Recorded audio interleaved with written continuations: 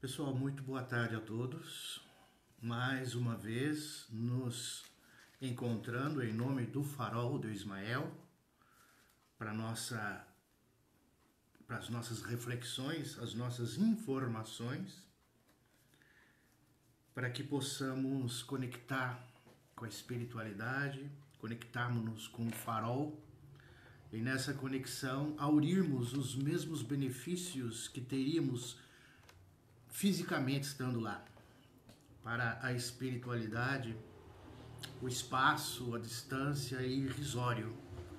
Importante que o nosso pensamento esteja ligado, conectado, imbuído de propósitos saudáveis e sadios que possam atrair as melhores vibrações, vamos dizer assim, essa palavra que nós gostamos tanto, né?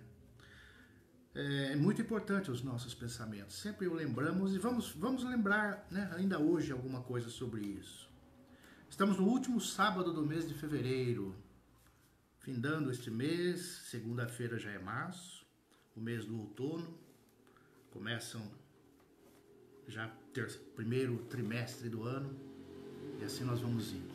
Quizá logo logo possamos estar juntos, fisicamente, no farol, as nossas reuniões, os nossos encontros, favorecendo ainda mais, né, as nossas trocas de impressões, ideias, pensamentos, e sairmos melhores, amadurecidos, mais reflexivos dessa situação atípica que estamos enfrentando, não obstante a história humana ser repleta de momentos assim.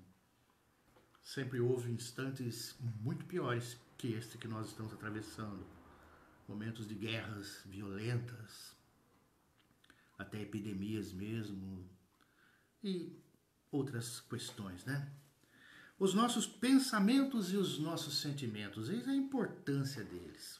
Veja bem, nós dirigimos ao que vemos os nossos pensamentos e sentimentos. Vamos começar por aí. Então nós dirigimos os pensamentos e sentimentos àquilo que nós observamos. Uma obra de arte, uma casa, uma construção, uma rua, uma cidade, um país, fatos, informações, notícias, pátria, governo, costumes, igrejas. Nós dirigimos a esse todo, o mundo objetivo, os nossos pensamentos e sentimentos. Dirigimos igualmente os nossos pensamentos e sentimentos a questões impalpáveis, tais como os nossos sonhos, os nossos ideais, os nossos propósitos de vida. Eles ainda estão arquivados, nós não os estamos vendo, mas já estamos arquitetando. Um escritor, no silêncio do seu quarto, porque o trabalho de um escritor é solitário, os grandes livros saíram num quarto, numa biblioteca, a pessoa sozinha ali, pensando, refletindo, transpôs lentamente ao papel as suas ideias. Uma sinfonia começou nos pensamentos lá do compositor e depois se materializou. Então nós projetamos pensamentos e sentimentos, as coisas que vemos, palpáveis e as impalpáveis. Aquilo que está ainda em cogitação. E é assim que é construído o mundo. Tudo começa nas ideias. Tudo começa nos pensamentos. E a gente diz até que Deus, por exemplo, tira, assim como um compositor, vamos dizer, analogia, tira de si os acordes que vão fluir numa sinfonia, Deus tira de si, não tem como a gente imaginar de outra forma, tira de si tudo que existe. O sol, as estrelas, as galáxias, os mundos, os micróbios, os vegetais, as flores, os rios, os mares, os planetas, tira de si, da sua intimidade. Então, nós costumamos o quê? Perceber que há uma força no nosso pensamento. No nosso pensamento, nós, pessoas, há uma força. Agora vamos aprofundar um pouco isso. O que nós entendemos por pensamentos e sentimentos Além de endereçarmos a essas questões que a gente menciona, nós os endereçamos também ao invisível. Ao invisível. E do invisível, endereçamos ao invisível e pensamos e sentimos que recebemos do invisível,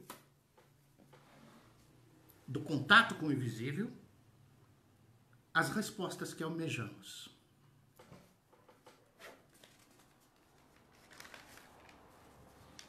Tá complexo, né? O que é o invisível? E por que nós recebemos respostas do invisível? Às vezes nós temos o saber e o crer, né? O crer é uma hipótese, às vezes. O saber é quando nós temos convicção. Um psicólogo famoso dizia, quando lhe perguntaram, você crê em Deus? Ele falou, eu não creio, eu sei. Eu sei de Deus. Então significa dizer o quê? Que nós podemos crer através de uma hipótese e podemos saber. E muitos de nós não sabemos, apenas cremos. Temos um sentimento de que existe alguma coisa, mas não temos a comprovação. E o que é o invisível? O invisível é o impercebível, é o oculto, é o incorpóreo. O incorpóreo. Nessa direção é que vai a nossa confiança, na grande maioria de todos nós. Na direção do invisível, na direção do incorpóreo. O que significa isso? Significa que os nossos protetores espirituais, os santos, a figura de Jesus, de Nossa Mãe Santíssima, a figura de todos os mentores e tudo que existe, é o mundo invisível. São imateriais, são incorpóreos. E nós acreditamos e nos fiamos na existência destes seres para quem pedimos, por quem achamos-nos amparados e protegidos. Nos protegem e agem como que eles então agem sobre nós. Tem que ser também através do pensamento e do sentimento. Pelo menos no nosso entendimento atual, não tem como nós supormos de outra forma.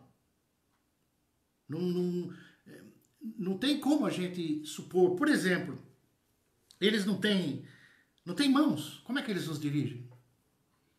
Eles não têm braços para nos pegar e colocar para cá. Talvez os não espíritas comecem a discordar da gente. Mas quando a mãe diz para o filho, meu filho, que vai sair de casa, fala, vai com Deus. Que o seu anjo de guarda te proteja. O anjo de guarda é incorpóreo. É imaterial. E quando ela diz, vai com Deus, a esposa diz para o marido que está saindo, o marido diz para a esposa que está indo trabalhar, ou coisa que eu seja, vai com Deus, Deus te abençoe, vai com cuidado e seja protegido. Essa proteção é do invisível. É o invisível que nos protege. Então, quando a gente fala vai com Deus, a gente está confiando na fé que a pessoa tem e nessa conexão que ela está estabelecendo com esse invisível. Mas irão alguns, eu vejo Deus na natureza, vejo Deus em tudo que existe. Como que você fala que Deus é invisível? Tudo isso que existe é um reflexo da criação e nos conduz a ideias e pensamentos que vêm igualmente do invisível.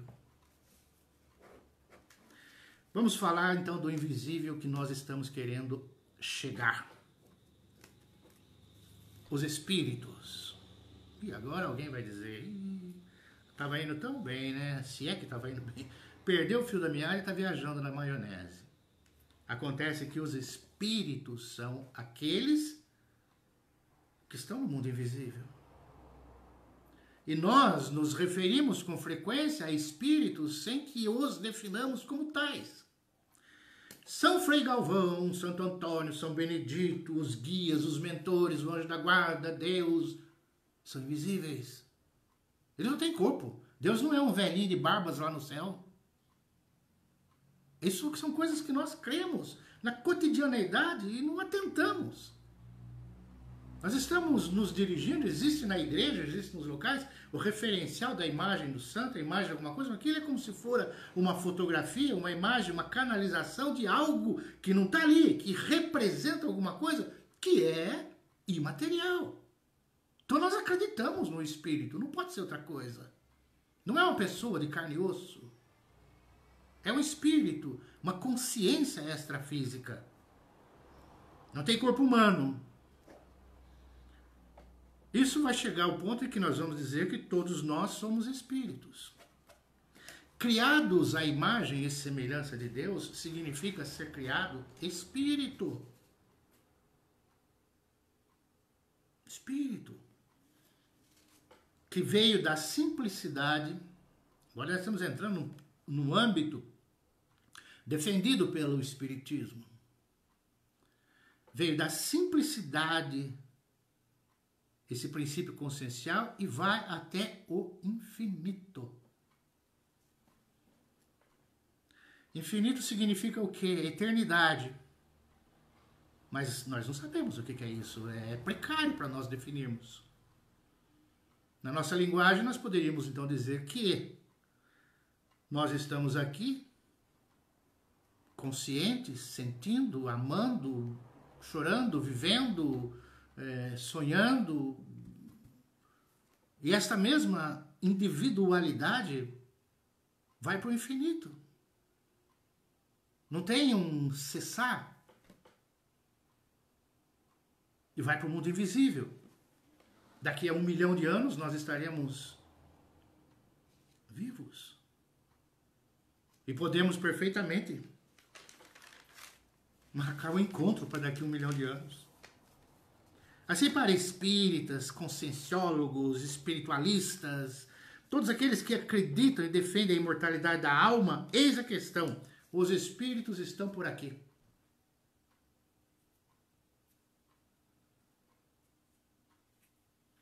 Se não somos espíritas, vamos analisar sem preconceito. A vida continua, muitos acham assim, muitos pensam que a vida continua, todas as religiões. A natureza não dá saltos. Não existe a instantaneidade absoluta na natureza. Tudo é lento, progressivo, calmo, passo a passo. E tudo traduz justiça. Observarmos o cenário universal da Terra, da nossa vida, próximo a nós, que é o que mais podemos analisar. Tudo reflete justiça. A injustiça existe entre os homens apenas. Logo, podemos dizer que nós estamos distantes do céu. É injusto dar um pulo daqui para lá de repente? Como assim? Eu saio daqui da terra e vou para o céu direto, para o paraíso. Eu próprio, qualquer um de nós, na sua sinceridade íntima, vai dizer, vai saber que é indigno disso. Que tem ajustes a realizar na sua alma, no seu espírito. Que uma vida não foi suficiente para corrigir, consertar, adequar, saber tudo o que precisa e que quer saber. E até para o maior dos criminosos, se torna também injusto ou ilógico, ou talvez, digamos, esquisito, um inferno eterno. Eterno. Então os espíritos supostamente estão por aqui, arraigados ainda às condições terrenas e resolvendo, ou tentando resolver, ou vendo as coisas aqui desse mundo. E a gente vai lembrar sempre que se existe justiça, e tudo indica que sim,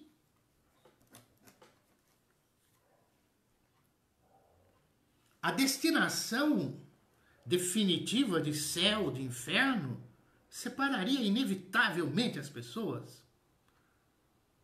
E aquele que iria para o céu gozaria da plenitude, como se diz, de um encantamento, de um eterno conforto, em detrimento daquele outro que está sofrendo, sem que possa haver intervenções mútuas aí. Porque se a vida cessa, ela não continua. Se ela continua, ela tem que continuar como é na Terra, com ação, reação, com planejamento, com ideal, com atitudes. Seus espíritos estão definidos num determinado lugar e acabou. Não existe continuidade como a gente pensa. E aí aquela velha história do papai, que é muito um homem santo, a mamãe, que é uma mulher santa, e o filho que é perdido. O filho vai para o inferno e o pai vai para o céu. Qual é o pai que vai sentir prazer em estar no céu desse jeito? Ou vai esquecer que amava?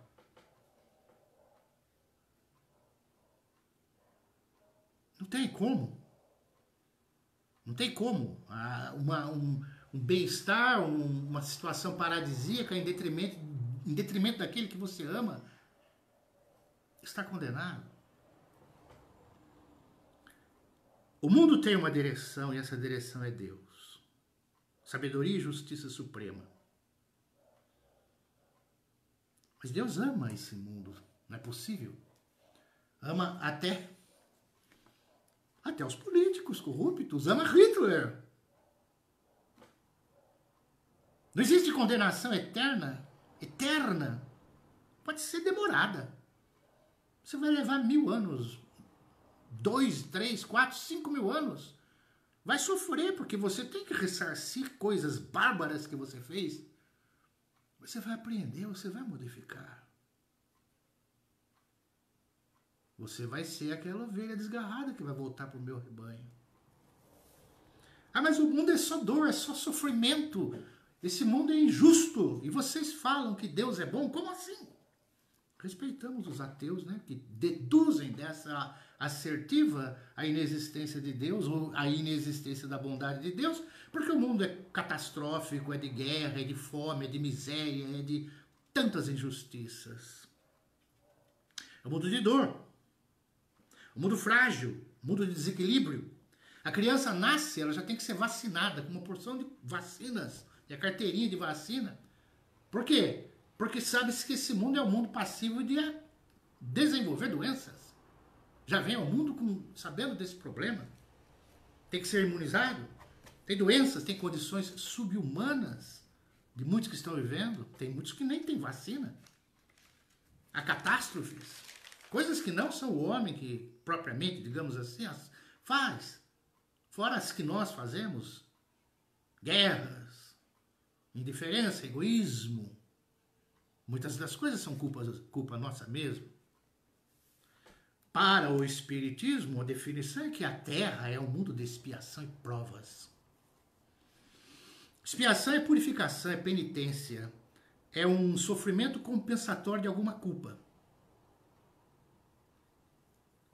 Provação é o estado de desgosto, de dor, passar por uma provação, coisa que acontece. Não é um mundo que é de expiação e provas, é o seu habitante que é passível de expiar e passível de ser provado. Por quê? Porque nós devemos aprender ou ressarcir alguma coisa. Você vai lembrar que a história da humanidade é uma história triste. É uma história de guerras, escravidão, preconceitos, abortos, matanças, perseguições. E nós somos os personagens desta história. Os personagens que atuaram nesse histórico do planeta Terra. Tradução. Mundo de expiação e prova é onde o mal predomina. Não é a Terra, é o seu habitante. Isso traduz que a Terra também vai evoluir, vai mudar de situação, quando mudar o seu habitante. Então, para o Espiritismo, o universo todo não é assim. O que existe? Mundos primitivos. Aqueles que nós já fomos, já pertencemos, e que estávamos nós lá, nos albores da humanidade, tudo precário, a vida difícil, a existência física com muitos problemas. Hoje nós temos uma série de confortos, já melhorou muito, né? Era o mundo primitivo. Depois existe o mundo de expiação e prova, que é o mundo que nós estamos. Em seguida viriam os mundos de regeneração, quer dizer, espíritos regenerados. Um espírito melhorzinho um pouquinho, que nós ainda não chegamos a isso. Segundo as tradições, estamos a caminho de um mundo de regeneração, quer dizer, espíritos aptos a habitar um mundo de regeneração, não mais um mundo de expiação e provas, já com outra condição, um pouco melhor. Há os mundos felizes. Olha que maravilha, mundos felizes. Não sabemos como é. Nós não temos ideias de como é para frente, como é a evolução, como seremos daqui a 1000 anos, 2000, 5000 anos. Nós não sabemos como é o espírito de luz. A gente tem uma ideia, é luz. Mas a gente não sabe como é, como vive, como são os mundos felizes. Para nós fica difícil, porque alguns de nós vão dizer, não tem graça. Viver sem contrariedade, sem uma encrencazinha, sem um problemazinho, sem... A gente tem que ter essas coisas, não será? Ou isso é íncito à nossa natureza, por enquanto? A gente não sabe o bem, acha que o mal é que é o confortável. E existem os mundos celestes. Piorou ainda, aí que nós não sabemos o que é, mundos celestes. Evidentemente que essa divisão feita pelos espíritos, a Allan Kardec, é uma divisão didática. Entre esses mundos há vários outros, várias circunstâncias.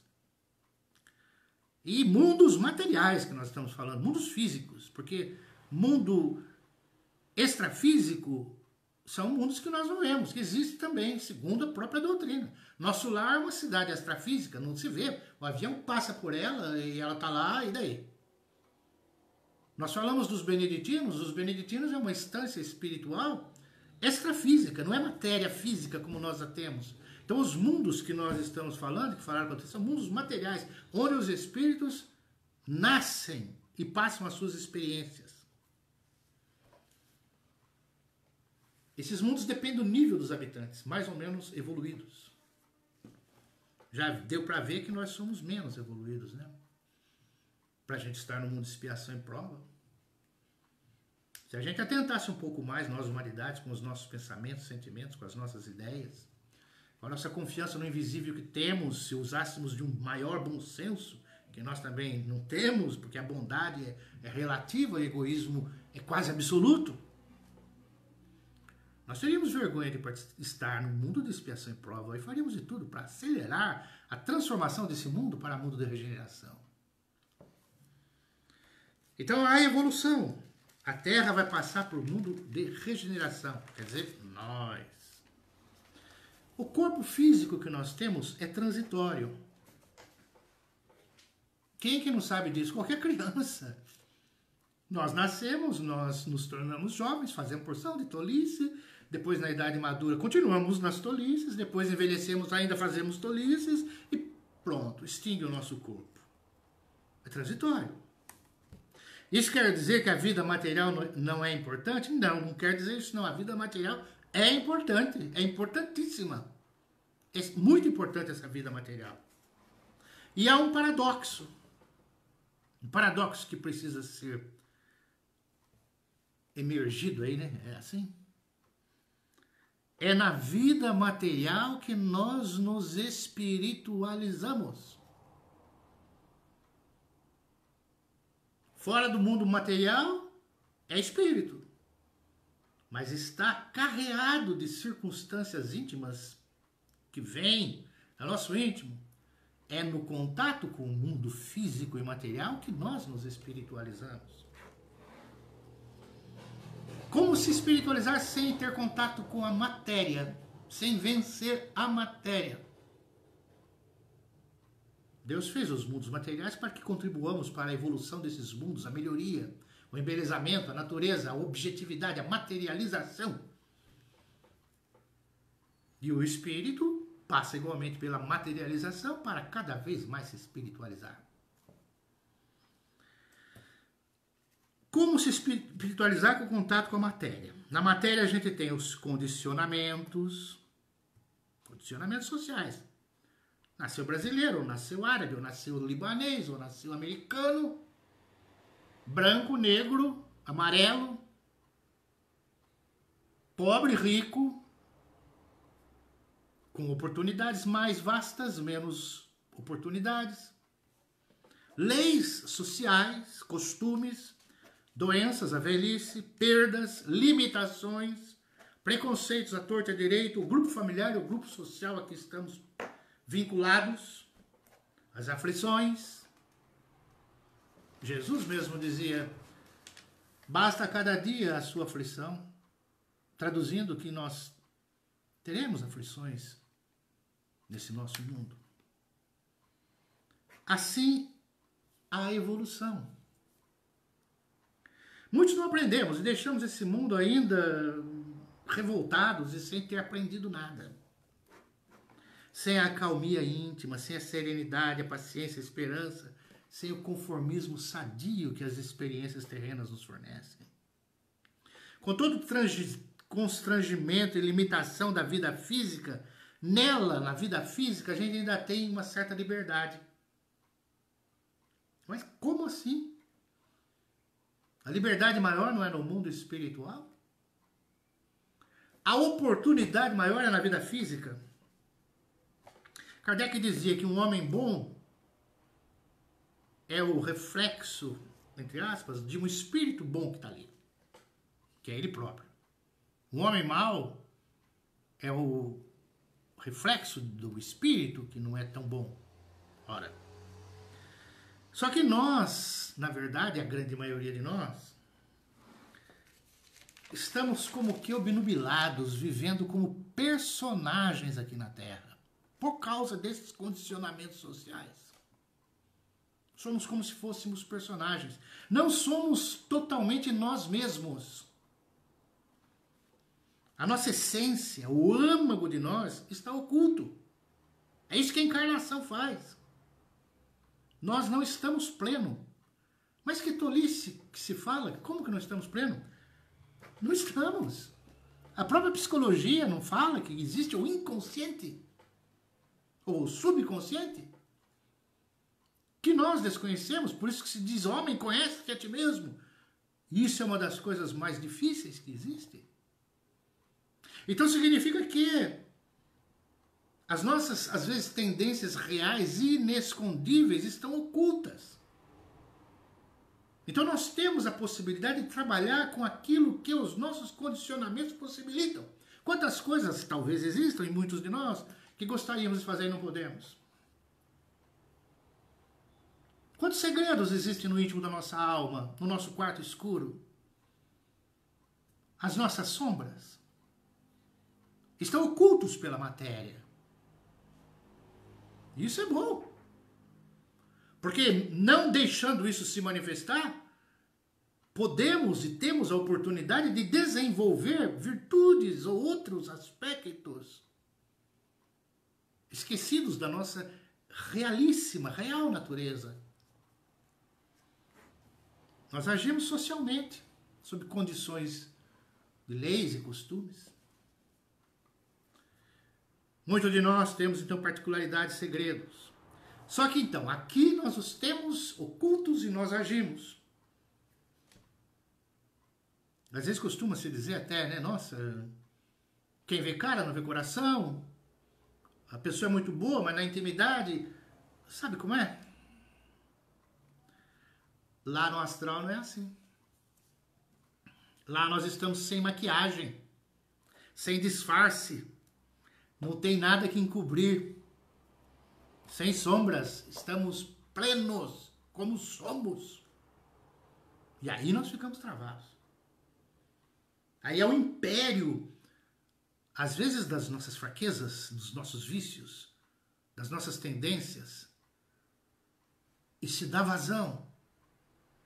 Não existe o corpo físico, as condições sociais, as limitações da matéria, a convivência social para travar, para segurar um pouco. Há uma liberdade maior do espírito. Por isso, essa liberdade que aqui nós temos ajuda a adquirir virtude.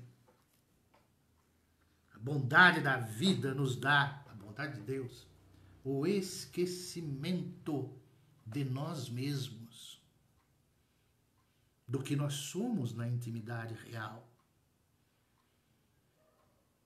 Este espírito, esta característica, que está aqui, alojado no subconsciente, não vem à tona, que bom. Deixa eu resolver as coisas, mas aqui na superfície, o que está no fundo lá, depois a gente vê. Quem sabe fazendo alguma coisa melhor aqui, né, no nível consciente, mais no alto, assim, das águas. Quando eu me aprofundar no meu íntimo, eu esteja mais forte. Rejeite certas coisas, modifique. Eles nos dão a bondade, nos dão o esquecimento exatamente para reconstruir, refazer. Aqui nós estamos limitados até fisicamente. Muitas vezes até vícios, comportamentos, preconceitos profundos, uma arrogância profunda é travada. O alto nos dá uma condição humilde, precária, para que nós engolamos a nossa arrogância, a nossa mania de mando, o nosso autoritarismo. Nos dá precariedade física para que nós possamos afastar comportamentos viciosos que a saúde plena poderia possibilitar que os desenvolvêssemos. Então há uma limitação até física favorecedora para nós durante o nosso período físico da encarnação, para que nós nos espiritualizemos e cresçamos. Esquecimento do que sabemos que somos. Por isso que a gente deve, então, também esquecer o mal que nos fazem. Esquecer o mal significa compreender que o sofrimento nos ajuda a crescer, embora não o procuremos. Que recebemos o que plantamos. E crescemos quando sabemos colher. Quando nós reagimos de forma similar, nós agravamos, envenenamos a nossa colheita. Quando nós colhemos com paciência, com sabedoria,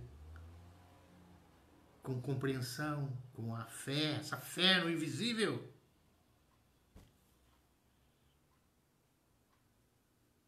essa colheita é produtiva, rende muito.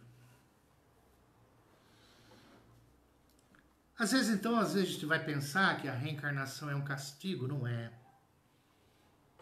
A gente sempre lembra que nós espíritas muitas vezes somos impulsivos e precipitados, e quando vemos alguém em sofrimento, em dor, já detectamos de cara, é a sua encarnação passada que está se manifestando, você fez isso, você fez aquilo e não fez, não somos ninguém para dizer nada disso.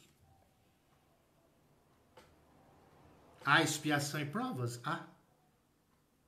Mas as provas são infalíveis e necessárias para o crescimento, o aprendizado. E aí nós vamos nos reportar a Jesus.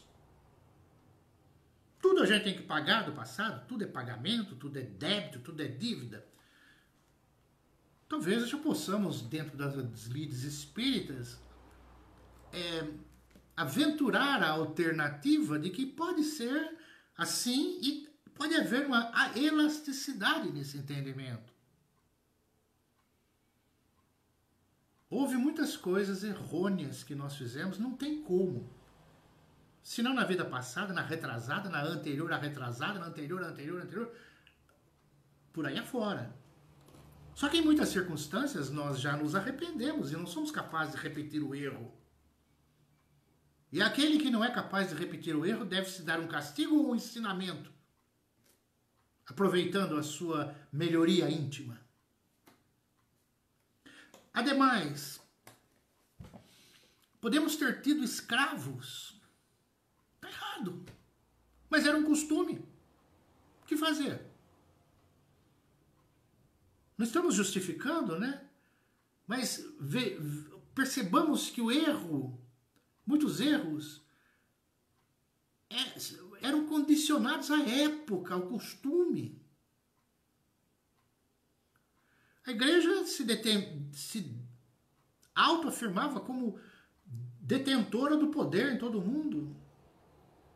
Está errado. Mas se nós formos também membros da igreja, agimos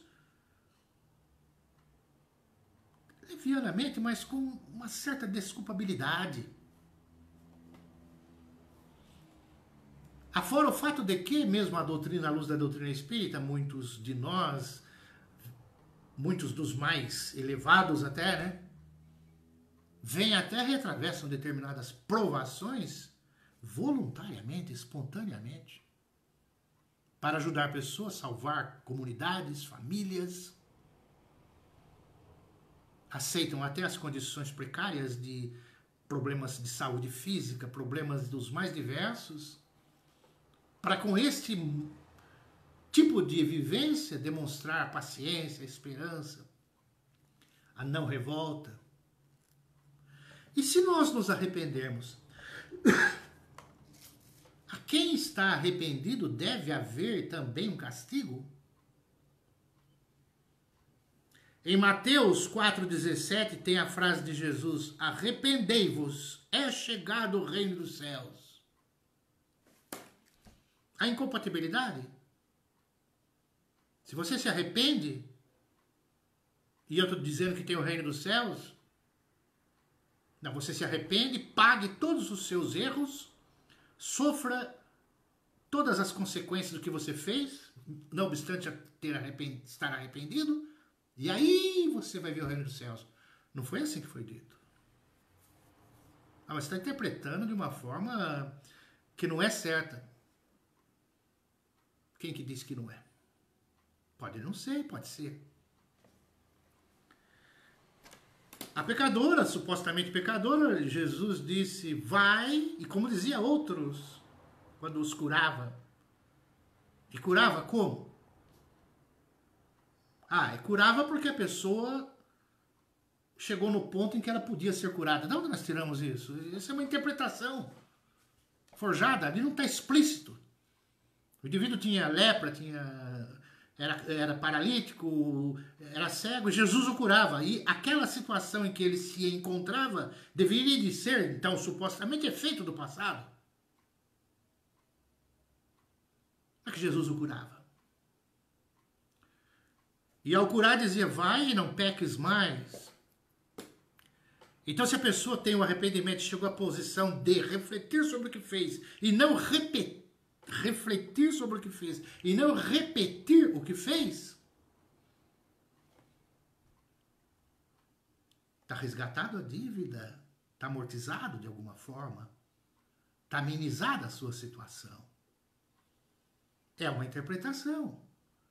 Porque a condição espiritual, a condição extramaterial, a condição do evangelho, a condição que se refere a Deus, não está definida absolutamente por nós. São deduções relativas das religiões, do espiritismo, do que quer que eu seja. Não existe palavra absoluta e final. Não existe verdade absoluta. É relativa. E além do que, ainda complementando Jesus, o amor cobre a multidão de pecados. Puxa, como eu fui isso, fui aquilo, fiz tantas coisas, mas agora eu, arrependido, com a consciência em dor, com vergonha, eu quero amar. Eu que falo, somos nós, humanidade, chegamos a essa conclusão, não é a gente, não que a gente está longe de... A gente aqui é um informante, auto-informante e hétero-informante. Então o indivíduo fala, eu quero amar. Então a frase está lá, de 2000 anos. O amor cobre a multidão de pecados. Com o amor você está pagando, amando. E a gente lembra que amar também é dor. Amar é renunciar, é perdoar, é aceitar, é compreender, é renunciar. E ainda mais. Vai, não peques mais, arrependei-vos é chegar ao reino dos céus, ao amor cobre a multidão de pecados. E uma outra questão. Busca primeiro o reino dos céus e tudo mais te será acrescentado. Tudo mais o quê? A começar pela paz. A começar por uma certa serenidade. Ou perseguição, aflição, dor, tortura, expiação, prova. Pressupõe uma situação mais amena, mais suave. Por isso, meu jugo é leve, meu fardo é leve, meu jugo é suave. Débito amortizado, pagou a dívida. A doutrina espírita nos ensina, nos ajuda, nos ilumina o caminho. Abre os nossos horizontes mentais, psíquicos, psicológicos. Fala das nossas debilidades e fraquezas que não são eternas. E não é com tortura, com sofrimento, com amargura, com desespero, com aflição que nós vamos vencê-las. É na alegria, no contentamento da imortalidade que prossegue, no reencontro com aqueles que nos anteciparam na viagem. Todos estão em algum lugar, muitos estão por aqui, conosco. Invisíveis, nos ajudando, sem braços, sem mãos, só com o pensamento. O filho estuda e vai lá fazer vestibular, a mãe fala, seu anjo de guarda vai te ajudar. E vai, né? Como? É ele que vai ter que responder as questões. Ele que vai pegar a folha lá no vestibular, ou no concurso, o que seja, ele que vai ter que ler, ele que vai ter que responder. Como que o anjo de guarda vai ajudar? Ele estudou muito, ajuda. Mas como que ajuda? O pensamento. Já viram aquilo que está escrito em alguns carros? Guiado por mim e dirigido por Deus? Como dirigido por Deus? Quem está dirigido é você. Mas o pensamento divino, porque a gente não tem como pensar de outra forma, vamos dizer que é pensamento, sentimento, está conosco, está com a pessoa.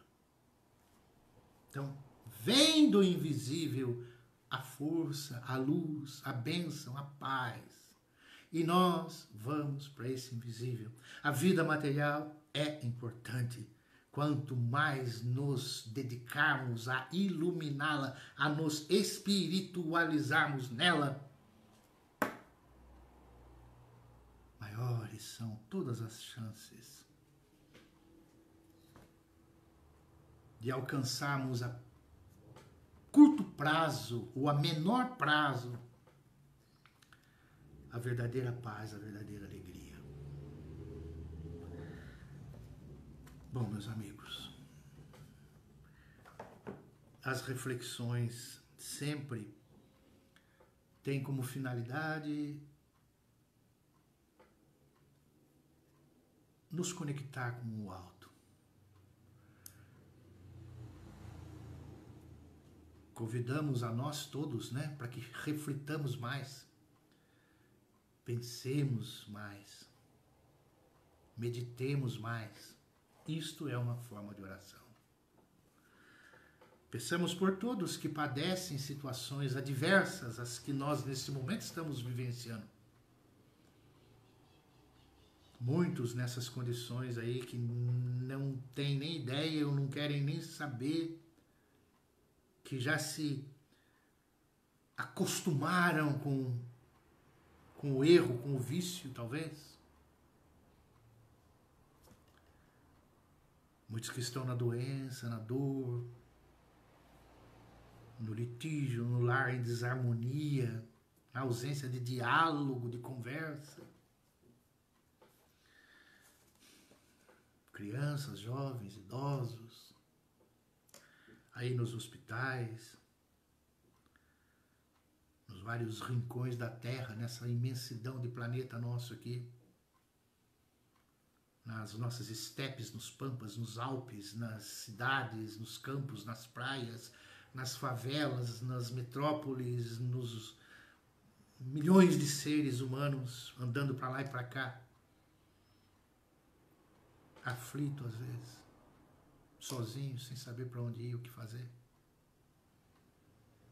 falando sozinho pela rua, dormindo sob as marquises.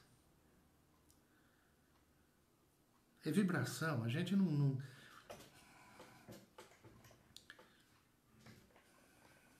é fazer encenação de lembrar de problema para parecer bonzinho, não é isso não. É que essa vibração, esse pensamento, essas ideias, essas lembranças todas nossas reverbere de alguma forma na atmosfera, no astral, para os espíritos trabalhadores, serviçais, legionários do bem e do amor. A nossa gratidão. Deus abençoe o nosso lar, a intimidade da nossa família, da nossa casa, os nossos filhos, netos, esposos, né? Marido, mulher, irmãos, pais e aqueles que já estão na espiritualidade. Gratidão imensa. Pai nosso que estais nos céus, santificado seja o vosso nome, venha a nós o vosso reino, seja feita a vossa vontade assim na terra como nos céus. O pão nosso de cada dia dai-nos hoje, perdoa-nos nossas dívidas, assim como perdoamos nossos devedores. Não nos deixes cairmos em tentação, pedimos, livra-nos do mal, pois é vosso reino, poder e glória para sempre. Obrigado, irmãos, obrigado, irmãs, obrigado, amigos. Encerremos o mês e tenhamos um promissor e maravilhoso mês de março pela frente, com projetos, sonhos, alegria de viver. Graças a Deus. Obrigado a todos.